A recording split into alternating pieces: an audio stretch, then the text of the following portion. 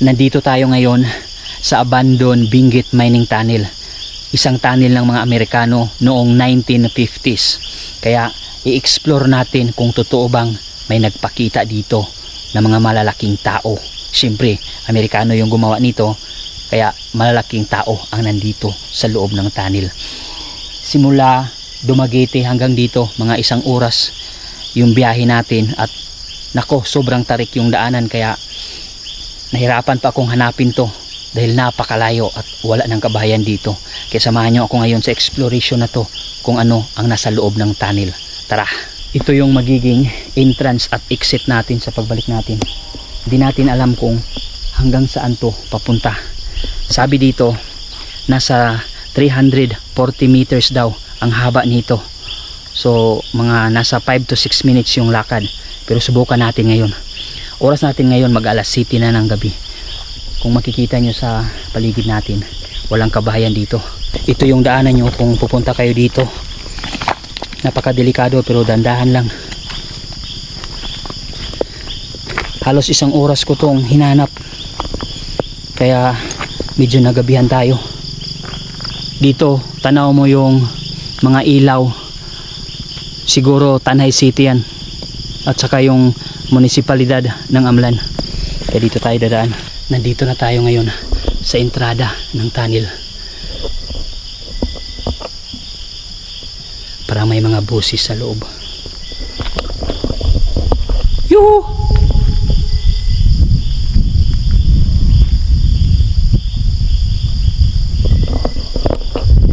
Parang may busis ng baka. Nakakatakot pasukin pero kaya natin ito. Hindi natin alam kung ano yung nag-aabang sa atin sa dulo. I'm sure mahaba to, pero pakinggan muna natin, magmasid muna na tayo sa paligid.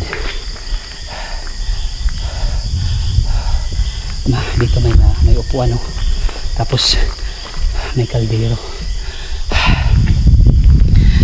Let's go, kaya na to ni. Time check na to, alas 7 pa naman sa gabi, pero grabe. Kanina pa kung nakadungog kong naitingog sa baka. Kanina pa may narinig akong ingay ng baka, busis ng baka. Okay, tara, let's go. Naka-check, naka-record ba tayo? Okay. Yan. Ito yung entrada, no?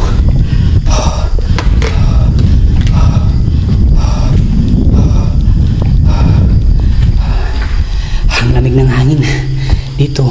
172, 171, 170. So may ano sila, may meter silang inilagay dito, no? Bakit kaya tinapik, may tapik, bakit kaya may takip na sin? May tubig pala na dumadaloy dito.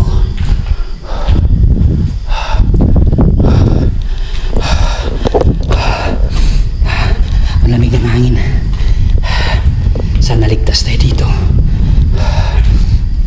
Base sa research ko kanina, nasa 340 meters yata yung haba nito. Nasa 6 minutes walk daw. Kaya dadaan lang tayo. Medyo mahaba to. Isang karera ng motor ang haba nito. Mga 4 na poste. Grabe. Ikaw, kaya mo bang pumasok dito ng gabi? Ito yung Benguet Mining Tunnel. Ito yung ginawa ng mga Amerikano noong 1950s, kasi kung doon sila sa ibabaw dadaan, so masyadong malayo. Kaya dito sila nag-shortcut. Hindi ko pa alam kung ano yung mga mininina nila dito. Pero grabe, kung makikita mo, napakatibay ng gawa nila, no?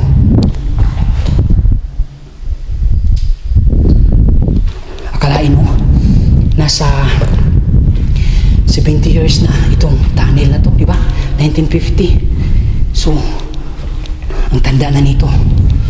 Mas matanda pa to sa mga nanay natin.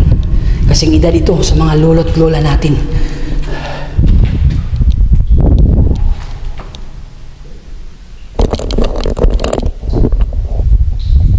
May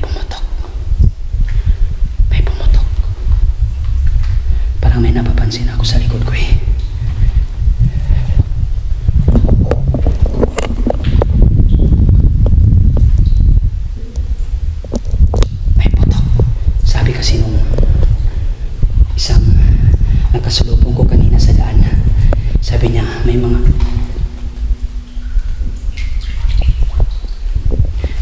presensya daw dito ng mga kapatid natin na nandito sa bundok, pero sana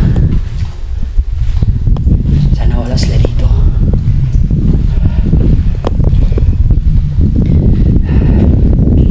Diyan, tingnan nyo, kayo lang tumingin sa likuran ko para makita nyo.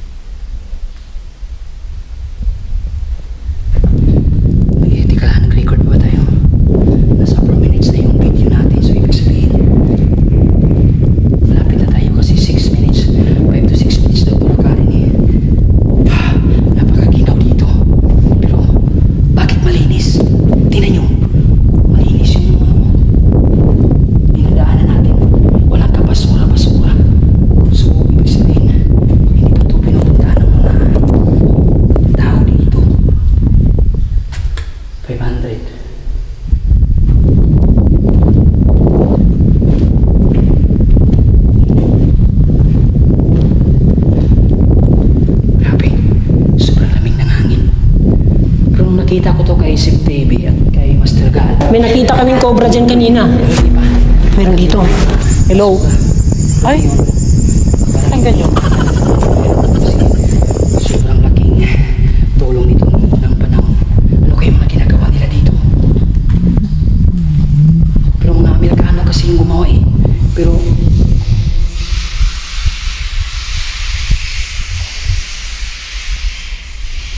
ano yun?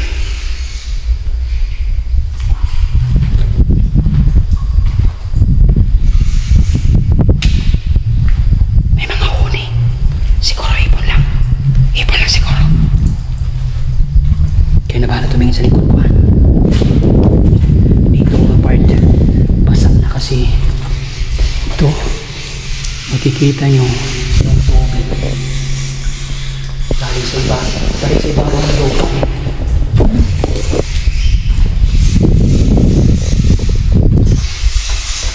Ito delikado ito daanan.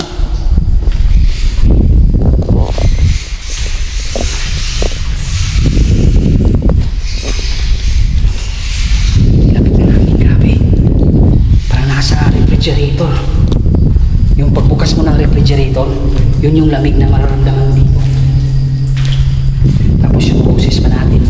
Ito pa yung mga lumang kahoy. Ito yung mga lumang kahoy na ginagamit nila. Delikado to. Wala kang ilaw. Nandito pa yung mga lumang kahoy. Grabe. Ito yung mga bakal, nandito pa yung mga bakal. So, napakadelikado. Tingnan nyo, may ibon. Sinalubong tayo ng ibon. Malapit na tayo mag 8 minutes.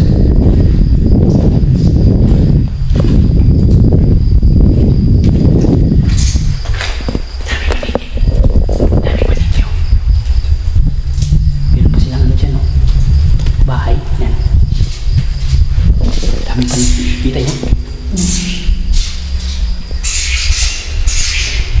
Dito para sila nagpunta. Dami nila.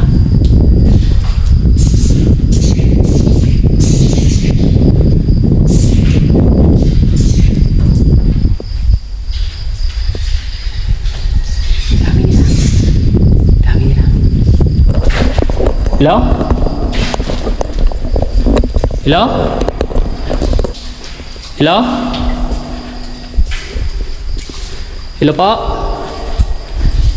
Nag-explore din ba kayo dito? Ito po? Nag-explore din ba kayo dito? Ito po? Shit! Ricky! Shit! Kamera natin. Shit! Tulong!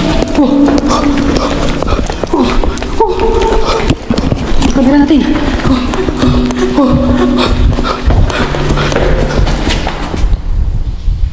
Shit! Kala ko tao lang. Shit! Diyos ko! Ang layo pa! Tulungan mo ako! Gabayan mo sana ako! Makarating ako sa labas! Sana walang bakal sa atin dito! Diyos ko! Diyos ko!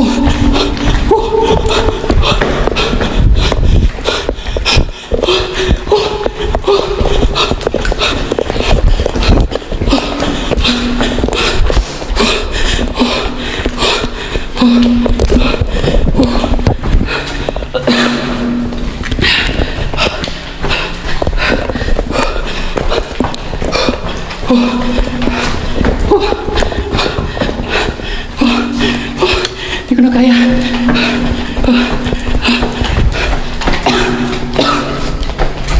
Ang layo pa. Diyos ko. Tulong. Diyos ko.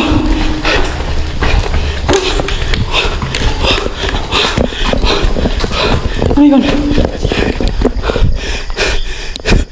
Diyos ko. Ang layo pa. Diyos ko.